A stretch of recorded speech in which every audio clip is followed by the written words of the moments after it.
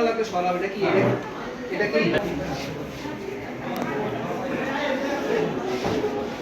আমার এই জিনিসগুলো দিয়ে দেন, যেই ভিডিও থাকবে এটা লাগবে, টেম্পারেচার ইন্ডিকেটর লাগবে। ঠিক আছে। নামটা কি কোথায় ইস্যু করবে যে রাখেন? আর বড় তো ফ্রেন্ড নিয়ে 50 মিনিট। আচ্ছা।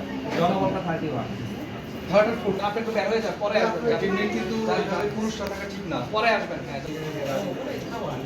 স্যার আসছে এই পুরুষে যাই। কি সমস্যা? কবে ভর্তি হয়েছে? কাশি? কি সমস্যা নেই? আপনি কি করে চলে যাবেন? খালি হচ্ছে স্যার। করো এগুলো কয়টা? এই চেষ্টা করে যাচ্ছি।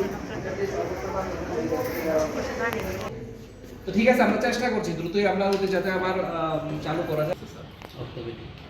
অর্থোপেডিক্সে টোটাল এখন 4 মানে 1 তারিখ থেকে এখনো চালু হয়নি। আপনারা জানেন যে বর্তমান সরকার এবং আমাদের মাননীয় মন্ত্রী মহোদয় আমাদের স্বাস্থ্যসেবা নিশ্চিতকল্পে বদ্ধপরিকর, এবং মাননীয় মন্ত্রী মহোদয় নিয়মিতই আমাদের সাথে সিভিল সার্জন দেশের সকল সিভিল সার্জনের সাথে জুম মিটিংয়ের মাধ্যমে স্বাস্থ্যসেবার পুঙ্খানুপুঙ্খ হিসাব নিচ্ছেন। ডাক্তারদের উপস্থিতি সহ সকল সেবা নিশ্চিতকরণে আমাদেরকে নির্দেশনা দিয়েছেন। ওই উদ্দেশ্যে আজকে আবার জেলা সদর থেকে কালকিনি উপজেলা হেলথ কমপ্লেক্সে আসা 50 শয্যা বিশিষ্ট হাসপাতাল। তো এসে আমরা এখানে যথেষ্ট ভালো অবস্থানে সেবাদান কার্যক্রম চলমান দেখেছি। আমার 48 বিসিএসে নতুন ডাক্তার পদায়ন হয়, আমরা ডাক্তার সংকট অনেকটাই কাটিয়ে উঠতে পেরেছি এখানে। তবে এখানে যে সমস্যা, আমাদের তৃতীয় চতুর্থ শ্রেণীর কর্মচারীর যথেষ্ট সংকট রয়েছে। পরিচ্ছন্নতা কর্মী, নিরাপত্তা প্রহরী, নাইট গার্ড, সরকারি নিয়োগ আসলে একটু সময় সাপেক্ষ ব্যাপার, আমরা চাইলেই এই নিয়োগগুলো দিতে পারি না। এখানকার সকল স্টাফকে উপস্থিত পেয়েছি, সকল ডাক্তারই উপস্থিত হয়েছেন। কিছু ডাক্তার যারা রোস্টার ডিউটি করেন ওনারা ছাড়া বাকি সকল ডাক্তার উপস্থিত ছিলেন।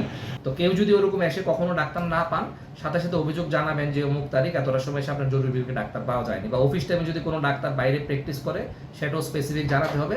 জানালে আমরা তৎক্ষণাৎ ব্যবস্থা নিব। তো কালকিনিবাসীর কাছে কালকিনিবাসীকে আমি এটা আশ্বস্ত করে যাচ্ছি, এই ব্যাপারে আমরা অত্যন্ত সজাগ, এবং এই ব্যাপারে কোনোভাবেই যাতে সরকারি স্বাস্থ্যসেবা থেকে সাধারণ জনগণ যারা এটার উপকারভোগী হওয়ার কথা, এই স্বাস্থ্যসেবাটা, সরকারি স্বাস্থ্যসেবাটা যাদের সবচেয়ে বেশি প্রয়োজন, তারা কোনোভাবেই যাতে এটা থেকে বঞ্চিত না হয়, এই ব্যাপারে আমরা বদ্ধপরিকর।